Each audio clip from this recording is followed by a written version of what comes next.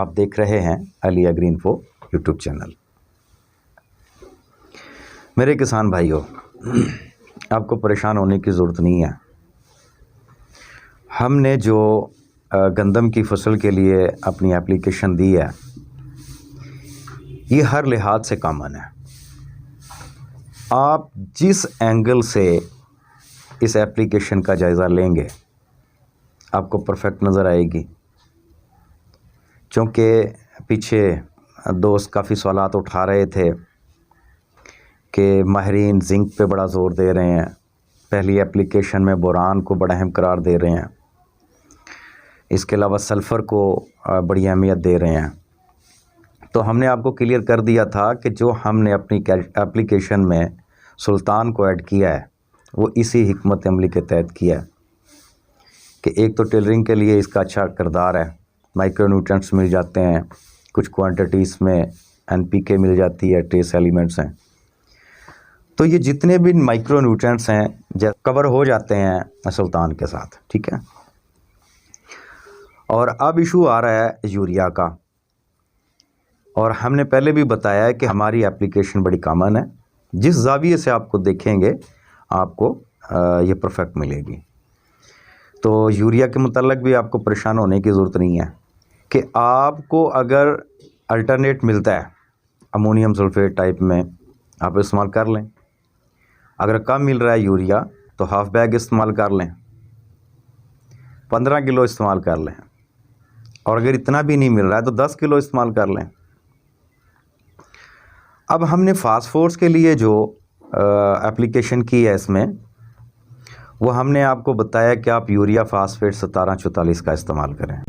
अब इसमें एक इशू और भी है कि ये 8,500 से लेकर 12,000 तक अवेलेबल हो रही है 25 किलो। ये तो 6500 तक भी अवेलेबल हो रही है और इसके रिज़ल्ट भी बेहतर हैं।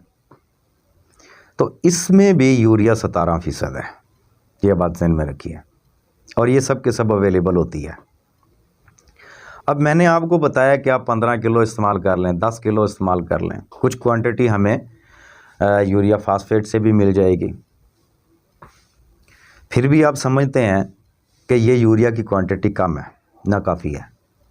तो देखें, हमने अपनी एप्लीकेशन में बैक्टीरिया का इस्तेमाल करवाया रिक्लेमर की शक्ल में, और आपको पता होना चाहिए ये बैक्टीरियाज नाइट्रोजन फिक्सेशन बैक्टीरियाज होते हैं। यूरिया जब हम डालते हैं तो पानी के साथ ये अमोनिया में तब्दील होती है। पौधे 24 घंटे में जितनी चाहते हैं उठा लेते हैं, उसके बाद ये उड़ जाती है। लेकिन जब ये यूरिया रिएक्शन करती है बैक्टीरियाज के साथ तो ये नाइट्रेट में तब्दील होती है। तो ये सोर्स पौधों को अवेलेबल होता रहता है, ज़ाया नहीं होता।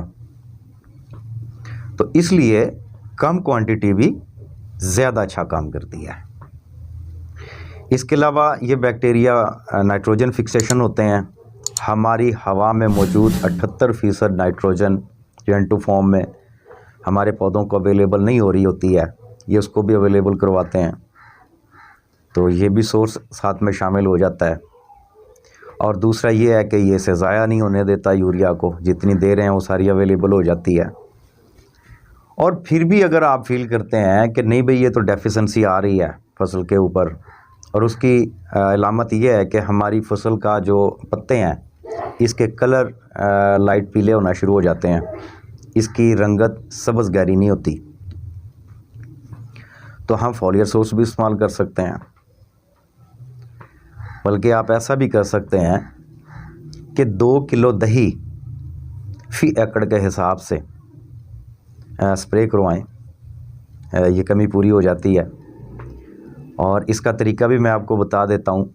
आपने फी एकड़ 2 किलो दही लेनी है, इसको थोड़े दिन के लिए रख दें, 2, 4, 5 दिन के लिए, 3 दिन के लिए रख दें महफूज जगह में।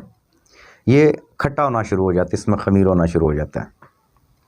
ये जितना ज़्यादा खट्टा तुर्श होगा उतना ज़्यादा बेहतर रिज़ल्ट देगा।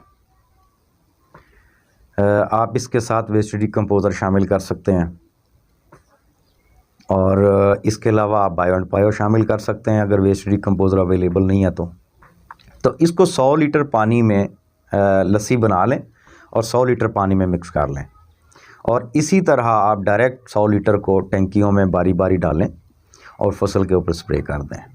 आपकी फसल की रंगत काफ़ी गहरी हो जाएगी और बेहतर हो जाएगी इंशाल्लाह अल्लाह के फजल से।